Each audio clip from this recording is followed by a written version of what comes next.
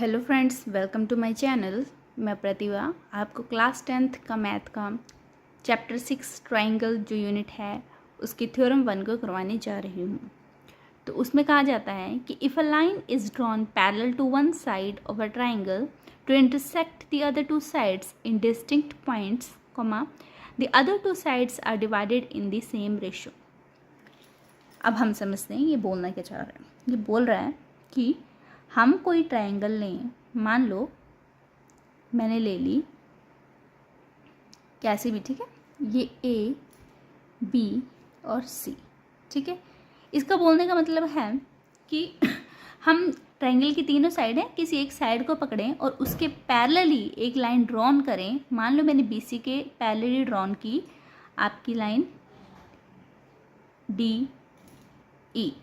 इसका बोलने का मतलब है कि जो लाइन पैरेलली ड्रॉ कर रहे हैं और इंटरसेक्ट कर रही है अदर टू साइड को, तो ये जो जिस रेशो में डिवाइड करती है इन साइड्स को, वो रेशो क्या होती है, बराबर। मतलब डी ई ने इंटरसेक्ट किया ए बी को एट पॉइंट डी और ए सी को एट पॉइंट ई, तो ये जो रेशो है मतलब A D upon D B, ये एग्जैक्ट सेम होगी ए ई अपॉन ई सी के बराबर। यही हमको प्रूव करना है, ठीक है। तो हम क्या लिखेंगे आंसर में कि वी आर गिवन ट्राइंगल, कौन सी, ए बी सी। ड्रॉ क्या कर रहे हैं हम, जो काम किया तो लिखते चलना, D E parallel to B C which intersect AB at D and AC at E point। Clear है। अब हमें प्रूव क्या करना है, टू प्रूव हमें करना है कि AD अपॉन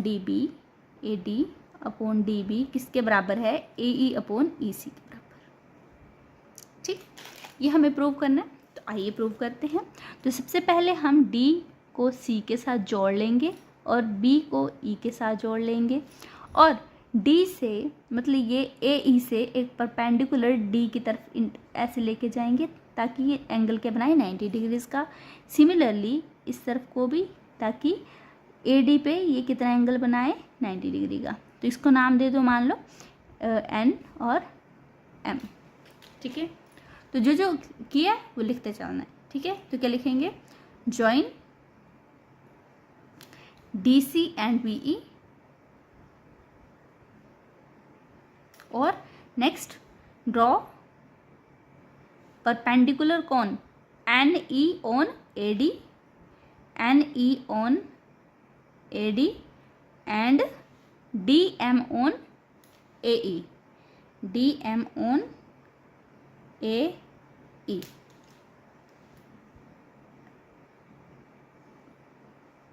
परपेंडिकुलर ऑन लिखना है, ठीक है। परपेंडिकुलर DM, इधर भी क्या है ना, परपेंडिकुलर ऑन, परपेंडिकुलर इन पे, ठीक है। तो हम इन्हीं का यूज़ करेंगे, ठीक है।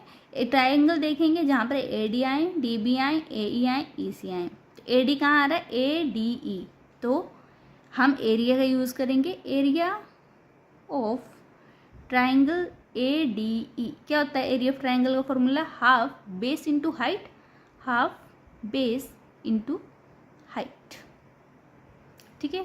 तो उसके हिसाब से हाफ ADE, हमें AD चाहिए तो बेस ले लेंगे AD और बेस के ऊपर जितने 90 डिग्रीज पे बनाई होती है लाइन, ठीक है, कौन बनाई है हमने, AD के ऊपर NE, तो ये आपकी हाइट आ गई। अब नेक्स्ट क्या लेंगे, जहाँ पर आए DB, तो DB के लिए देखो, DB कहाँ पर है, DB है, हाँ DBA है ना, ठीक है। तो इसके लिए ट्राइंगल के DBE, तो एरिया ऑफ ट्राइंगल DBE क्या लेंगे, हाफ बेस क्या आया, अब बेस आया DB इनटू हाइट क्या आई, DB के ऊपर 90 डिग्री पे ये है ना, ठीक है। लेकिन एग्जैक्ट हमें पता नहीं है, लेकिन ये पैरेलल किसके, ध्यान से देखो, NE के बराबर। मान लो इसका नाम O है तो DO is parallel to NE and same, तो इधर क्या लिख सकती हूँ मैं, NE ही लिख सकती हूँ, ठीक है, इसकी हाइट। देन नेक्स्ट है आपका ए ई, तो ए ई के हिसाब से आपका ए ई ये है, तो अगेन ट्राइंगल क्या लेनी पड़ेगी, ए ई डी। तो area of triangle A D ई या ए ई डी कुछ भी बोलो, तो हाफ, अब बेस क्या लेंगे, अब बेस लेंगे ए ई और बेस के ऊपर 90 डिग्रीज पे कौन सा है, डी एम, तो ये इसकी हाइट आ गई। नेक्स्ट एरिया कौन सा लेंगे, एरिया ऑफ ट्राइंगल जिसमें ई सी आता है, ई सी यहाँ है, तो ट्राइंगल लेंगे डी ई सी, डी ई सी, तो हाफ बेस क्या आ गया ई सी और हाइट क्या आ गई इसकी 90 डिग्री पे ये है और ये किसके पैरेलल है, डी एम के, तो क्या लेंगे, लूँगी मैं डी एम। ठीक है, अब मुझे क्या चाहिए, A D upon D B. ठीक है, तो कहाँ ए डी यहाँ है, डी बी यहाँ है, तो मुझे इन दो इक्वेशन को डिवाइड करना पड़ेगा 1 और 2 को। ठीक है, और ए ई अपॉन ई सी चाहिए, तो ए ई यहाँ है, ई सी यहाँ है, तो इन दो इक्वेशन को भी डिवाइड करना पड़ेगा। तो 3 4, तो डिवाइड कर दो, divide equation 1 and 2 and 3 with लिख दो, इसे अलग दिखाने के लिए, विद 4। तो मैं क्या लिखूँगी, area of triangle A D E, ठीक है, डिवाइडेड बाय दिस, तो इधर क्या है, area of triangle D B E, क्या आ जाएगा यहाँ से, यहाँ आएगा half into A D into N E divided by area of D B E क्या है, half D B into N E, N E से एन ई कैंसिल, हाफ से हाफ कैंसिल, तो क्या आ गया आपका ए D upon D P, equation 5 दे दो।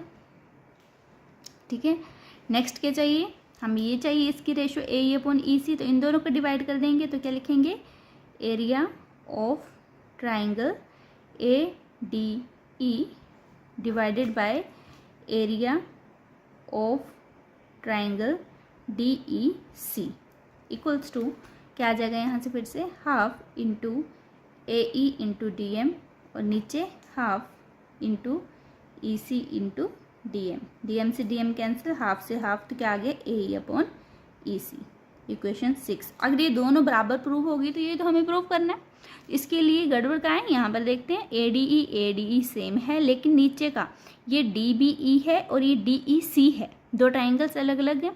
अगर ये सेम हो जाए तो मैं क्या बोलूँगी, ये वाली साइड सेम है तो ये वाली साइड भी क्या हो जाएगी, सेम हो जाएगी। तो हम इन दोनों ट्राइंगल्स के बारे में देखते हैं, यहाँ ध्यान से देखिए कि डी ई सी कौन सी बात कर रहे हैं हम, ए डी ई और डी ई सी, डी ई सी और डी बी ई, ठीक है, इधर हाँ डी बी ई और डी ई सी, ठीक है, डी बी ई मतलब ये दो ट्राइंगल्स, सिंपल सी बात है।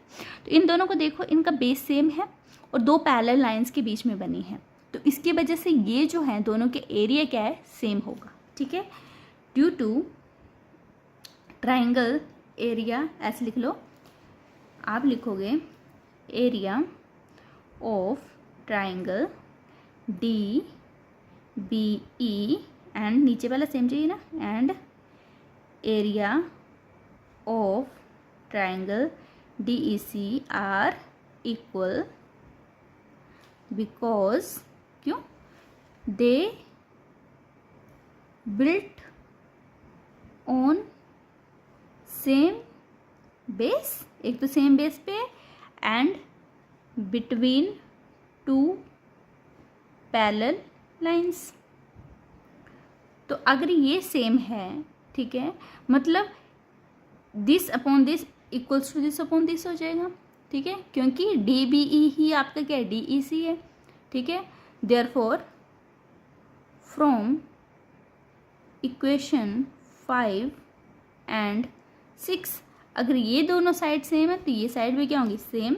तो A D upon D B किसके बराबर आ जाएगा, A E upon E C, hence proved. यही हमें प्रूव करना था। ठीक है, इसी तरह से अगर आप चाहते हो कि मैं नेक्स्ट आपको टॉपिक कराऊँ तो मेरे चैनल को सब्सक्राइब करिए, शेयर करिए और लाइक करिए। Thank you.